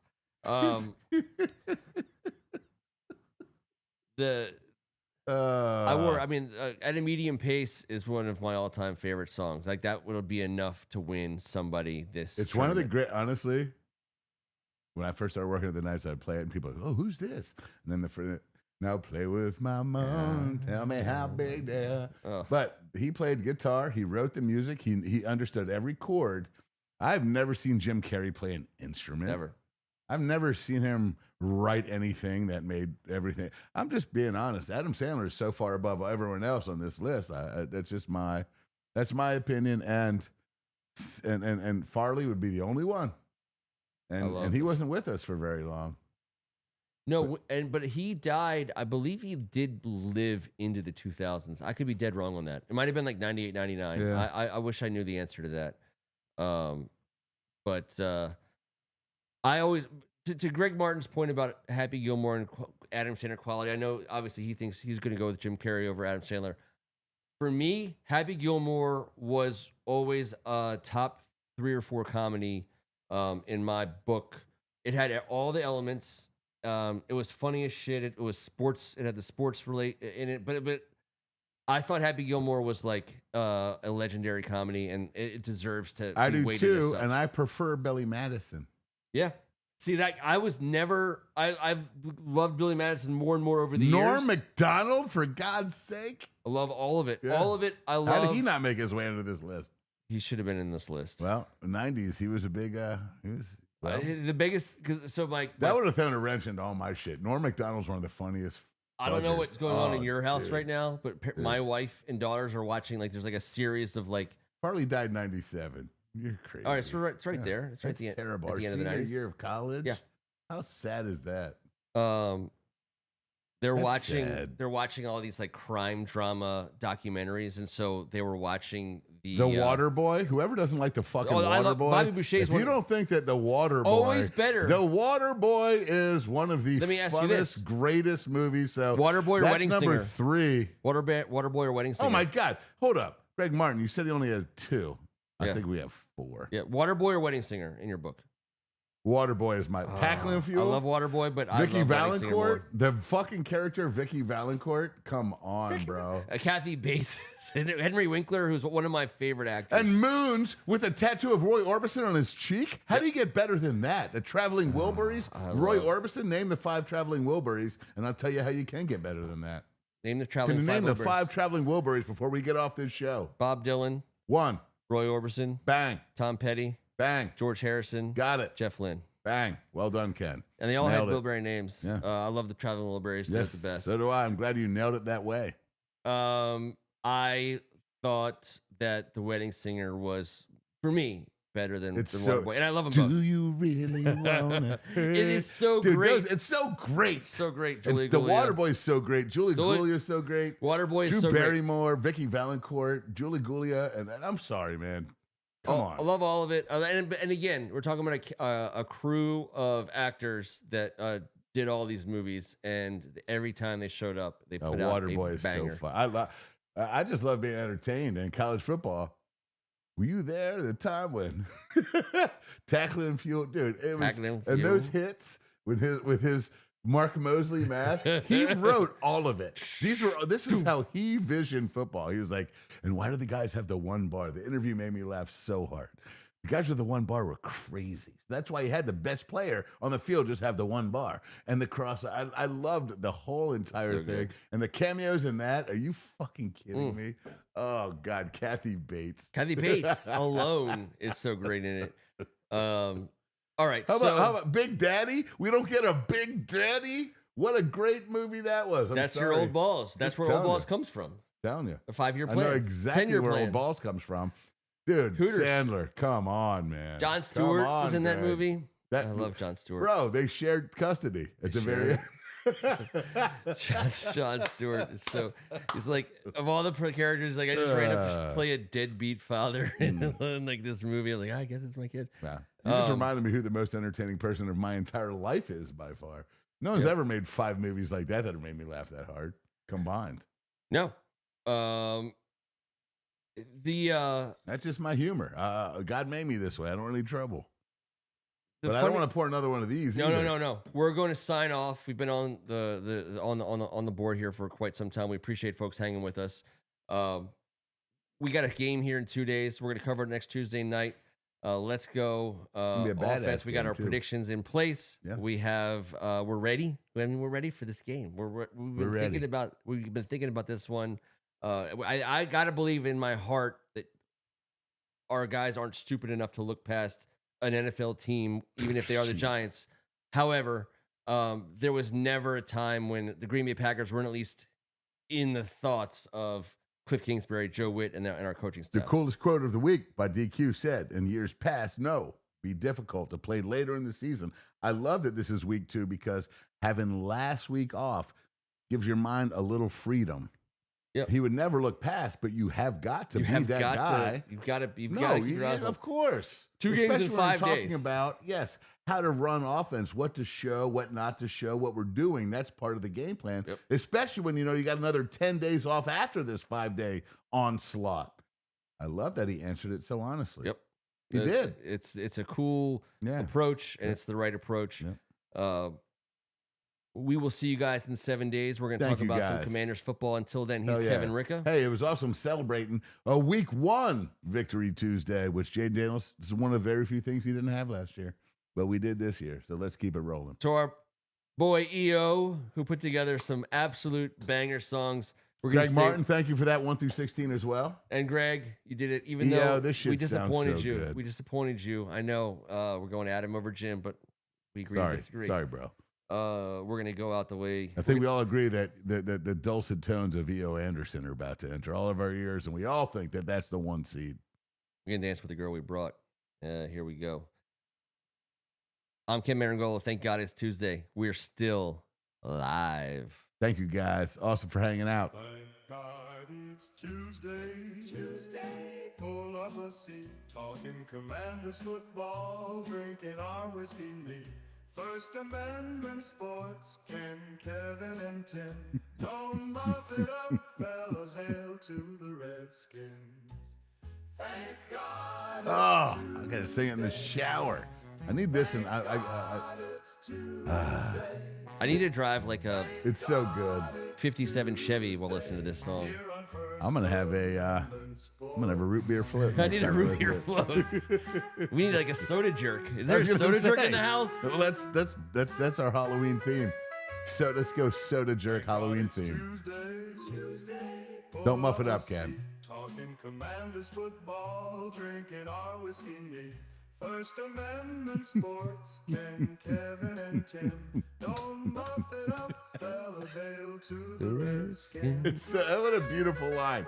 That's the most beautiful line ever written. It's Tuesday. Thank God it's Tuesday. It's Tuesday. Here on First I might go home and ask my wife if she wants to dance tonight. Thank God it's Tuesday. I hope to see you next Tuesday. Thank God it's Tuesday.